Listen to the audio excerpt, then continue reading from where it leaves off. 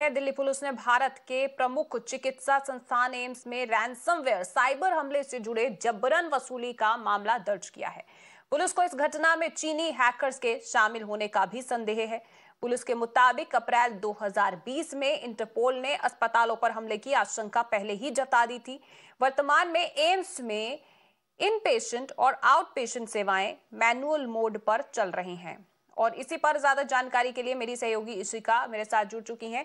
तो इशिका, अब कई खुलासे भी हो रहे हैं रैंसमवेयर अटैक को लेकर, और जैसे कि पहले दावा किया गया था इंटरपोल की ओर से कि अस्पतालों पर भारत में हमले हो सकते हैं, और उसी में से एक मामला ये एम्स का भी अब माना जा रहा है। क्या कह रही है पुलिस इस पूरे मामले पर?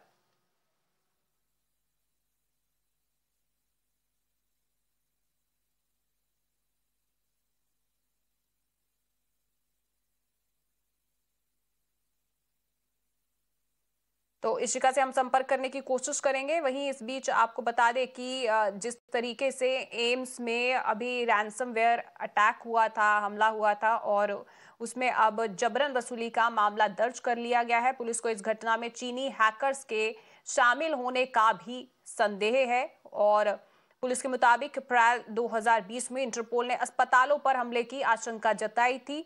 और अभी अगर बात करें एम्स में स्थिति है कि इन पेशेंट और आउट पेशेंट सेवाएं हैं वो मैनुअल मोड पर ही चल रही हैं।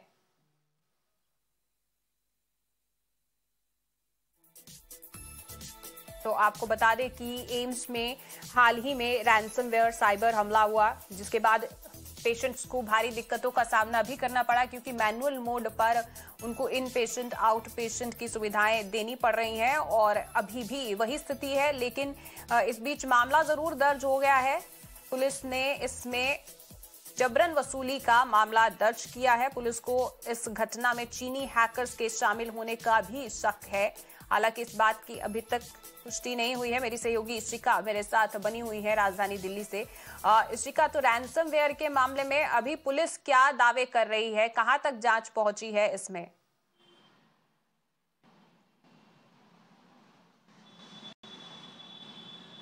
जी बिल्कुल, अभी मैं एम्स दिल्ली के सामने ही मौजूद हूं और आपको दिखा दूं कि यहाँ पे वेंसडे को सुबह 7 बजे से ही यहाँ का सर्वर डाउन था, जिसके कारण जो तमाम चीज़ें हैं जैसे OPD, IPD services, appointment, lab report, ये सब में जो है वो उसमें दिक्कतें आ रही थी। वो सब जो है वो मैनुअल होने लगा था, जिसके कारण पेशेंट्स को भी काफ़ी ज़्यादा दिक्कतें हो रही थी।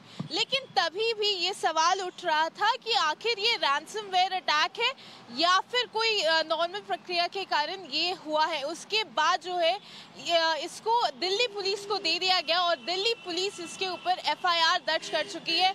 दिल्ली पुलिस ने अननोन लोगों के ऊपर एफआईआर दर्ज की है। एफआईआर होने के बाद जो है ये पूरी इन्वेस्टिगेशन जो है ये CBI, Delhi police investigation bureau अभी देख रही है, क्योंकि उनका ये कहना है कि ये संभावना हो सकती है कि ये चाइनीज हैकर्स के द्वारा किया गया हो और ये एक प्लान तरीके से हुआ हो, क्योंकि इंटरपोल ने 2020 में ये कहा था कि ऐसा अटैक होगा और आज भी वही हो रहा है। अगर हम आज की बात करें तो आज ये तीसरा दिन है जबकि सर्वर डाउन है।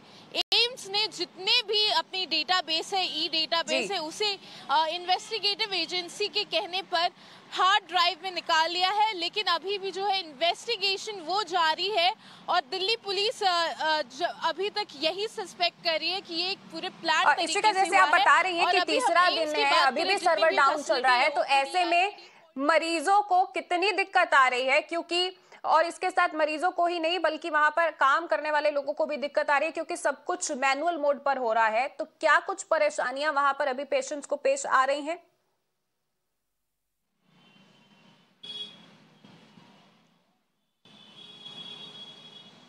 जी बिल्कुल, ये पूरे अटैक के कारण जो है जो नॉर्मल फैसिलिटी है यहाँ की वो सब मैनुअल मोड पे चला गया है।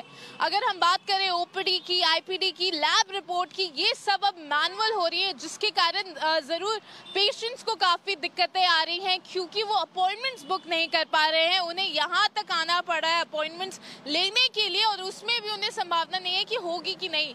उसके बाद अगर हम बात करें जो यहाँ पे लोग जो काम कर रहे हैं तो उनके ऊपर भी जो बर्डन है वो काफ़ी ज़्यादा बढ़ बढ़ गया है, क्योंकि अभी सब कुछ जो है वो मैनुअल हो गया है और उसके बाद इसी के कारण जो पूरी जो प्रक्रिया है वो काफ़ी डिले हो रही है, क्योंकि पूरा जो सिस्टम है वो अब मैनुअल हो गया है।